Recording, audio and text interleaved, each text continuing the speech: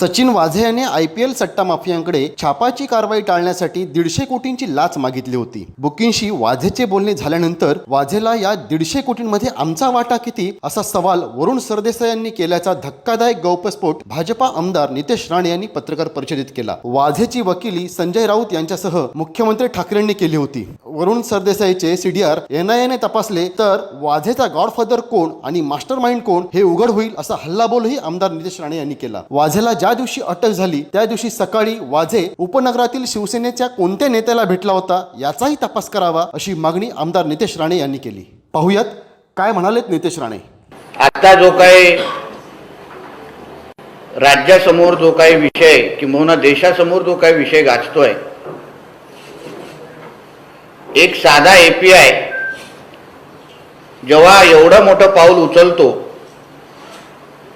आणि त्याचं संरक्षण करण्यासाठी किंबहुना त्याची वकिली करण्यासाठी स्वतः महाराष्ट्राचे मुख्यमंत्री उतरतात, शिवसेनेचेच नेते उतरतात, सामनाचे संपादक पासून अन्य नेते मंडळी सचिन वाझे किती चांगला आहे, सचिन वाझेची कशी चूक नाही आहे ही जेव्हा वकिली करण्यासाठी पुढे येतात तेव्हा त्याच्या मागची काही कारण आहेत। नेमकं त्याचीच वकील यांना का करायला लागते, काय आहे असं ह्या सचिन वाझेकडे ज्याच्यामुळे ह्यांना ह्या पद्धतीचं सगळं पणाला लावायसारखं वाटतं। तर त्याचे काही विषय माझ्या समोर आहेत आणि ह्या विषयावर आपल्याला सरळ कळेल की नेमकं महाराष्ट्राचे मुख्यमंत्री एका साधा API सचिन वाझे ह्याची वकिली नेमकं आज का करतायत ह्याचे काही विषय आपल्या समोर मला मांडायचे आहेत। गेल्या वर्षी IPLची टुर्नामेंट आपल्या इथे खेळली गेली। साधारण सप्टेंबर ते नोव्हेंबर पर्यंत IPLची टुर्नामेंट खेळली गेली। IPLच्या अगोदर आता IPL एका फार चांगल्या विचाराने आणलं गेलं होतं, तरुणांना वेगळं व्यासपीठ द्यावं, क्रिकेटसाठी त्यांना प्रोत्साहन करावं या उद्दिष्टाने साधारण IPL सुरुवात करण्यात गेली। पण ह्या IPLच्या नावाने जे काही विषय सुरू होते ते ह्या केसशी कसे निगडीत आहे ह्या मुद्दामून ही माहिती आपल्या समोर मांडायची आहे। आता IPL साधारण सप्टेंबर ते नोव्हेंबर पर्यंत खेळलं गेलं आणि IPLच्या अगोदर जे काही अनधिकृत बेटिंगचं जे काही रॅकेट मुंबईमध्ये चालतं, मग ते डब्बावाले असतील किंवा जे वेगवेगळे बेटिंग अनधिकृत पद्धतीने करतात, मग काही जण हॉटेलच्या रूममध्ये बसून बेटिंग करतात, काही काळ त्यांचे फ्लॅट असतात तिथे बसून बेटिंग करतात आणि हे सगळे जे बेटिंगवाले आहेत त्यांना IPLच्या अगोदर त्या काळामध्ये सचिन वाझेचे फोन जातात आणि त्यांना सांगितलं जातं की तुम्ही जे काय करतात त्या सगळ्याची माहिती आमच्याकडे आहे, तुमचे लोकेशन, तुम्ही बसतात कुठे, सगळी माहिती आमच्याकडे आहे, माझ्याकडे आहे। म्हणजे ते एवढा पोलीस ऑफिसरचा फोन आला म्हणजे ते घाबरणारच आणि मग त्यांना असं सांगितलं जातं की चला हे सगळी माहिती जी माझ्याकडे आहे, तुम्हाला अगर तुमची अटक किंवा छापे तुमच्याकडे आपण मारू नये असं अगर तुम्हाला दाखवायचं असेल तर तुम्ही आम्हाला 150 कोटी द्या अशी मागणी केली गेली। तुम्ही या तर ही रक्कम पूर्ण पद्धतीने माझ्याकडे पोचवा, या तर मग मी अशा तुमच्यावर छापे मारणार आणि मग पोलीस खात्याने, मुंबई पोलिसांनी कशी ही मोठी रॅकेटचा पर्दाफाश केला अशा पद्धतीचं एक चित्र आम्ही रंगवू आणि तुमची बदनामी आणि तुम्हाला अटक करू अशा पद्धतीची धमकी ह्या लोकांना दिली गेली। 150 करोडचा पूर्ण पद्धतीने एक्स्टॉर्शन मागितलं गेलं किंवा त्यांच्याकडून रक्कम मागितली गेली। आता अशा पद्धतीची जेव्हा रक्कम मागितली गेली मग हे सगळे इकडे तिकडे पळायला लागले। आता वाजेनी ही जी काही रक्कम यांच्याकडे मागितली अशी माहिती जी आमच्याकडे आहे, मूळ मुद्दा किंवा मेन कलाकार याच्यामधला आहे की ह्या सचिन वाजेनी ही रक्कम मागितल्यानंतर त्याला अजून एक व्यक्तीचा फोन जातो की बाबा तू असे पैसे तू मागितलेस, तू एवढी रक्कम मागितली आहेस, या बुकी लोकांकडून मागितली आहेस. तो बोलतो हो मागितले. मग ह्या जे काही रक्कमामध्ये आमचे किती, आम्हाला तुम्ही किती देणार अशी मागणी केली गेली, अशा पद्धतीचं संभाषण केलं गेलं. आता हा नेमका माणूस कोण? विधिमंडळामध्ये मी ज्याचं नाव घेतलं, ज्याला हे सरकार एवढं मेहरबान आहे की त्याला वाय+ दर्जाची सिक्युरिटी दिली गेली आहे. तो कधी तुम्हाला मुख्यमंत्री कार्यालयामध्ये दिसणार, तो कधी अधिकाऱ्यांना फोन आलेले त्याचे दिसणार, कुठलंही मुंबई महानगरपालिकेचं टेंडर असेल तर त्याचंच नाव तुम्हाला दिसणार. तर हा जो काही वरुण सरदेसाई आहे, ह्याचे आणि त्या वाजेच्या मधले जे संभाषण आहेत ते महत्वाचं आहे असं मला या निमित्ताने सांगायचं. त्या 150 मध्ये आम्हाला आमचं काय पोचवाल का?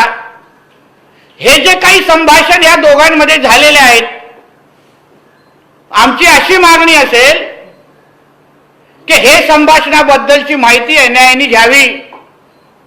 ह्याला का फोन केले गेले, अशा फोन करणारा हा व्यक्ती सरदेसाई कोणाचा नातेवाईक आहे, आणि तो अगर फोन करत असेल तर कोणाच्या आशीर्वादाने हे फोन केले गेले, कोणाच्या सांगण्यावरून हे फोन केले गेले, ह्याला कोणी अधिकार दिले की तू या वाजेला फोन कर आणि अशा पद्धतीचे पैसे माग. ही सगळी इन्क्वायरी या निमित्ताने झाली पाहिजे अशी आमची मागणी आहे. वाजेचे CDR रिपोर्ट असतील, वाजेचे व्हॉट्सअप कॉलचे रेकॉर्ड असतील, त्याचे आणि या सरदेसाई मध्ये झालेले जे काही संभाषण आहे ते संभाषण तपासलं पाहिजे. तुम्हाला वाजेचे तपासायचे नसतील किंवा त्याच्या काय अडचणी असतील तर वरुण सरदेसाईचे CDR रिपोर्ट काढा, त्याचे व्हॉट्सअप कॉल काढा, त्याचे आणि वाजेंचे ह्या महिन्यामध्ये अशा पद्धतीचे व्हॉट्सअप कॉल झाले होते का, CDR मध्ये संभाषण झालं होतं का, ते डायरेक्ट ओपन होईल. म्हणून या निमित्ताने चौकशीसाठी, या वाजेचं चौकशी करण्याच्या निमित्ताने, कारण का शेवटी एक साधा AT आहे एवढ्या मोठी भूमिका जेव्हा घेतो, जगातल्या सर्वात श्रीमंत माणसाच्या घराच्या बाहेर अशा पद्धतीचा विषय करायला प्रयत्न करतो, तर त्याची मुख्य ताकद कोणाची आहे ही तपासली पाहिजे असं माझं मत आहे. तो काय स्वतःचं डोकं लावत नसणार. मग अशा पद्धतीचा व्यक्ती अगर त्याला फोन करून आपला हिस्सा मागत असेल तर त्या व्यक्तीची पण तपास झाला पाहिजे. तो कोणाचा नातेवाईक आहे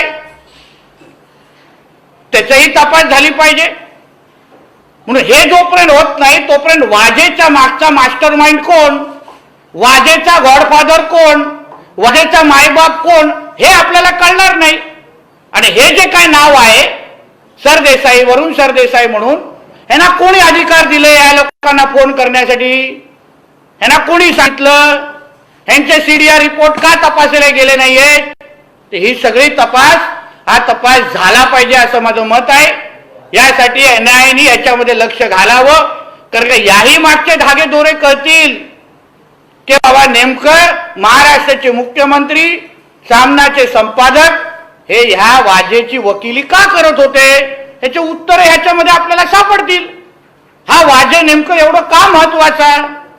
जसं आमच्या उपाध्याय साहेबांनी सकाळी पत्रकार परिषद घेतली. हा वाजे 2007 ला, या वाजेनी 2007 ला VRS घेतलेली होती. VRS घेतलेला व्यक्ती तुम्ही 9 जूनला त्याला रिइन्स्टेट करता का? कोविडचं कारण. आता ही जी काही रिव्ह्यू कमिटी आहे, या रिव्ह्यू कमिटीचे कोण सदस्य आहेत, कोण चेअरमन आहे त्याचा? आणि त्यांनी या रिव्ह्यू कमिटीने रिव्ह्यू करत असताना फक्त ख्वाजा युनिसच्या 4 अधिकाऱ्यांना परत घेतले. काय हेच फक्त शक्तिमान काय, बाकी कोण शक्तिमान मिळाले नाही तुम्हाला? ह्या 4 लोकांच्या माध्यमातून तुम्हाला कोविड थांबवायचं होतं. मग आत्ताचे चीफ सेक्रेटरी ते त्यावेळी होम डिपार्टमेंटमध्ये सेक्रेटरी होते कुंटेजी, त्यांनी उत्तर दिलं पाहिजे की ह्याला का नेमकं तुम्ही VRS घेतलेल्या व्यक्तीला तुम्ही 2007ला परत आणता, आणि हा काय एवढं काय ह्याला कोविडचा कोण WHO चा सदस्य आहे का वाजे, का त्याला सगळंच कोविड कसं थांबवायचं त्याला माहिती आहे? आणि 4च लोकांचं होतं, अजून किती लोकांचं तुम्ही त्या रिव्ह्यू कमिटीने, जसं ह्यांना परत ड्युटीवर घेतलं, ह्यांचे 4 अजून किती लोकांचं घेतलं, ह्याचं उत्तर त्यांनी आपल्याला द्यावं. म्हणून आमचा मूळ मुद्दा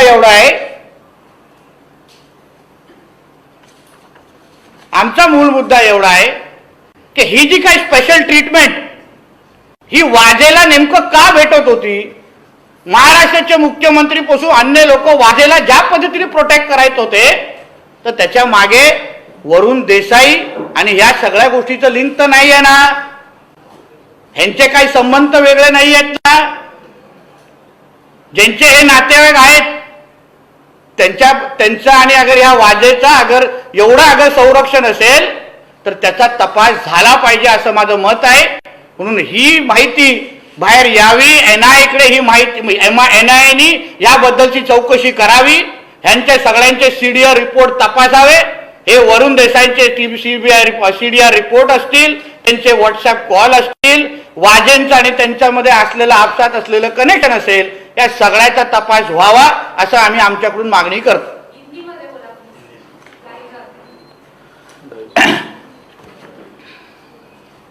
ते संपवण्या अगोदर अजून एक माहिती मुद्दाहून जाता मैं उसके बाद फिर मैं हिंदी में बात करता हूं.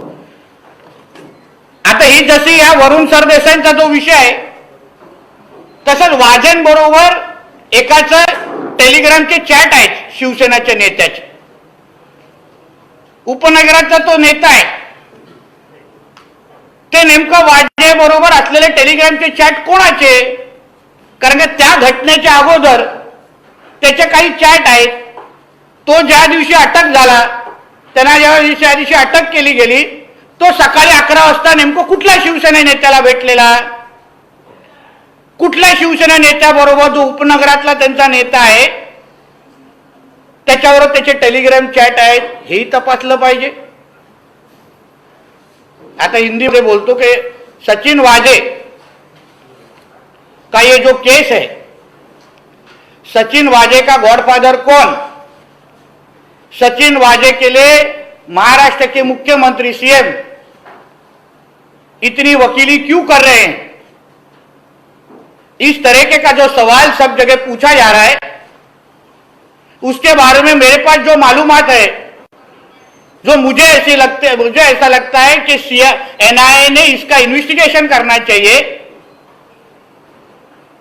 IPL के जो मैचेस हमारे पिछले साल सितंबर से नवंबर तक खेले गए, IPL का बहुत अच्छा इंटेंशन होता है कि उसमें युवाओं को क्रिकेट में प्लेटफॉर्म मिलना चाहिए, इसलिए IPL की शुरुआत की गई. मगर उस IPL का अलग तरीके से फायदा लेने की कोशिश, मतलब IPL के 2-3 महीने पहले जो मुंबई में जो अलग अलग जगहों पे इलीगल बेटिंग शुरू होती है, जिसको आप बेटिंग कहे, डब्बा कहे, कुछ भी कहे, वो इलीगल बेटिंग में जो कोई बेटिंग करने वाले बुकीज है, वो बुकीज को ये सचिन वाजे का फोन जाता है. उनके साइज के हिसाब से, उनकी जो कैपेसिटी के हिसाब से उनको बोला जाता है कि बाबा आप इस तरीके का बेटिंग कर रहे हो, ये है आपका लोकेशन है, मुंबई पुलिस को इसकी मालूमात है, चला आप आपके कैपेसिटी के हिसाब से इतना इतना हमको देना चाहिए. ऐसा बोल के टोटल 150 करोड़ की मांगनी उनसे उनको बोला गया कि इतना इतना आपको पहुंचाना चाहिए. इस तरीके के फोन सचिन वाजे के तरफ से उनके पास गए, और जब भी वो बुकी ने उस तरीके का सब उनसे बातें हो रही थी, तभी सचिन वाजे को एक जो ये कोई वरुण सरदेसाई है, इनके फोन जाते और इनको कहा जाता है सचिन वाजे को आपने जो कोई फिगर उन बुकी को कही है, जो कुछ भी बातें उन बुकी को कही है, वो उसकी मालूमात हमारे पास है। चलो आप उसमें से हमारा हिस्सा कितना, इस तरीके का कन्वर्सेशन सचिन वाजे और वरुण सरदेसाई के बीच में है, ऐसी मालूमात हमारे पास है। इसलिए मेरी एनआईए के पास यह मांगनी है कि इनका जो सीडीआर रिपोर्ट है, क्योंकि सचिन वाजे के पीछे इतनी कौन सी बड़ी ताकत है, क्यों उसको बचाया जा रहा है, ऐसी क्या इंफॉर्मेशन है जिसके वजह से महाराष्ट्र के मुख्यमंत्री से लेकर सब के सब शिवसेना के नेता उनको बचा रहे, वो बाहर आना चाहिए।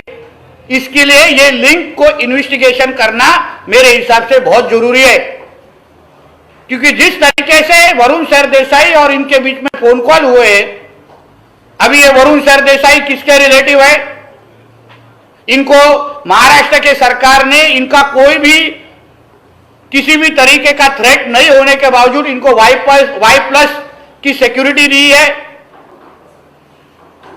ये कहां बैठते हैं सीएमओ में और अन्य ब्यूरोक्रेट्स को, अधिकारियों को इनका फोन क्यों जाता है, ये सब तरीके का जो इनका जो बैकग्राउंड है, उस बैकग्राउंड को नजर रखते हुए इनका और जो सचिन वाजे के बीच में जो कन्वर्जेंस हुए हैं, जो बातें हुई है, उसका सारा का सारा सीडीआर रिपोर्ट, व्हाट्सएप का रिपोर्ट रिकॉर्ड, ये एनआईए ने इन्वेस्टिगेशन करना चाहिए, ऐसे हमारी मांगनी है, हमारी मांग है।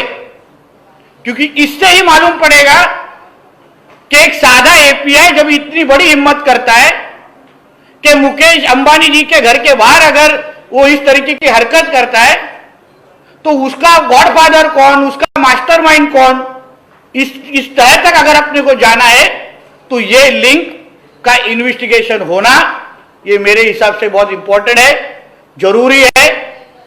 सचिन वाजे ये 2007 में ही इन्होंने वीआरएस ले चुके थे, 2007 को वीआरएस ले चुके थे, तो भी इनको 9 जून 2020 को इनको ड्यूटी में वापस लाया गया और कहा गया कि कोरोना के वजह से हम इनको वापस रीइंस्टेट कर रहे।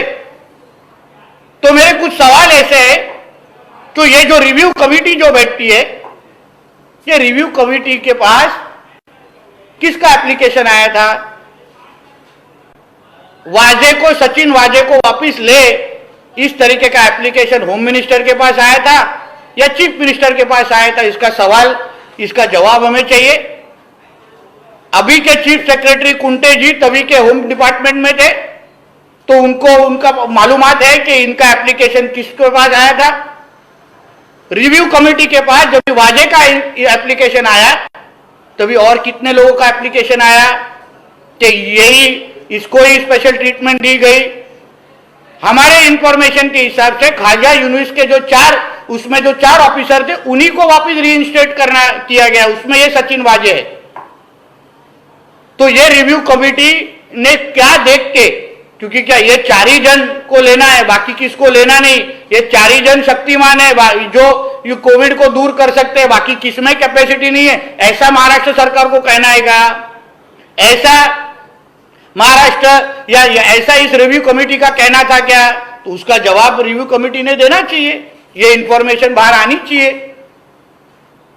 उसके साथ ये वाजे के बीच में और एक शिवसेना नेता के बीच में, जो उपनगर में जो रहते हैं, उनके बीच में टेलीग्राम के चैट है, 3-4 टेलीग्राम के चैट है, वो चैट का भी इन्वेस्टिगेशन होना चाहिए।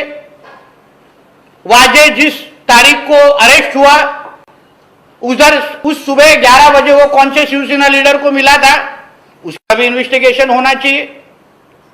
तो इस तरीके से हम लोग को ऐसा समझ में आएगा कि वाजे के पीछे कौन सी ताकत थी, कौन उसको इस्तेमाल कर रहा था, कौन उसको ताकत दे रहा था।